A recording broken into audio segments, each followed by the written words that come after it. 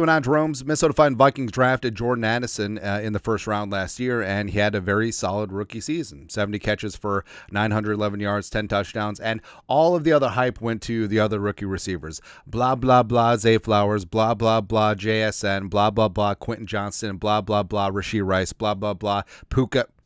Okay, Puka's justified.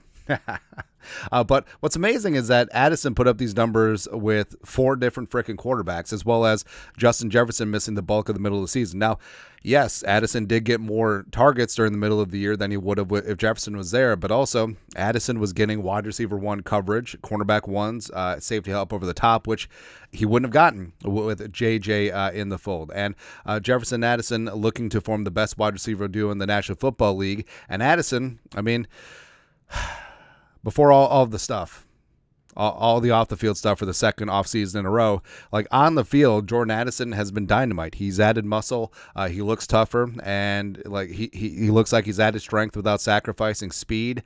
His routes are somehow even more crisp, even though he's one of the best route runners in the game, and was looking really damn good in camp. Also, really important, developing some early chemistry with Sling and Sam Darnold.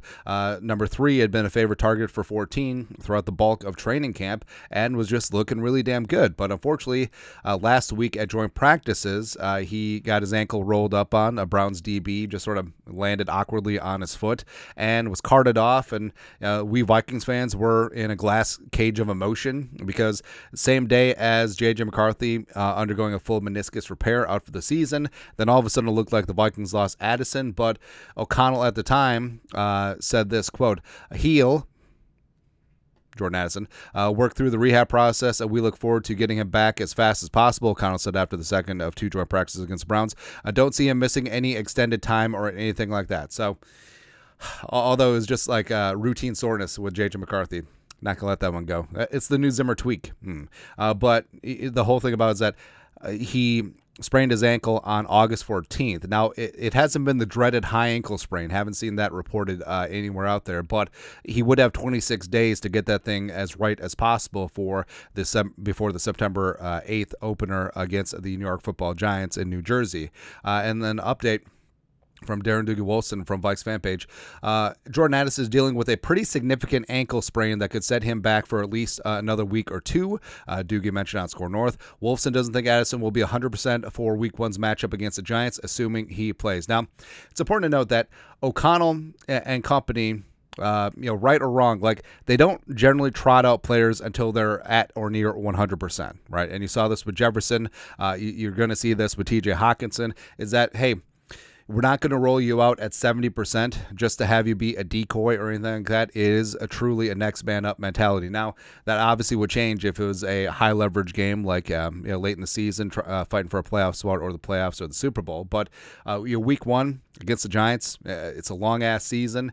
Obviously, it would be great to have Addison out there, but if Addison's ankle is still dinged up and you run the risk of re-injury and something that can linger throughout the entire season, I don't see O'Connell and company just rolling him out there like that. And the Vikings pass-catching depth right now. So beyond Jefferson and Addison, Jalen Speedy Naylor has been doing some really good things in camp and preseason. Jefferson has hyped him up, said that Speedy is going to surprise a lot of people. I think Tristan Jackson, Brandon Powell have had themselves some great preseasons as well. So, and also, even though the Vikings are likely going to be without TJ Hawkinson for the beginning of the season, you do have Oliver and Munt and Nick Muse could step up. Plus, they got Aaron Jones and Ty Chandler out of the backfield. So, even though obviously it would suck to not have Addison the first game or 2, it would be better to get him to 100%, even though the Vikings wouldn't have Hawkinson potentially up through Week 7 when they play the Lions at home. But everything's still up in the air. But obviously getting Addison as right as possible and making sure this doesn't linger throughout the season. Him and Jefferson, again, best wide receiver duo in the National Football League. That would be the name of the game. But your thoughts on our thoughts? Nailed it. Jordan Addison reportedly dealing with a pretty significant ankle injury, and his availability for Week 1 is up in the air. Let us know your thoughts, our thoughts, comment section below. Subscribe for daily Vikings takes. You know what to do. Skol, production value.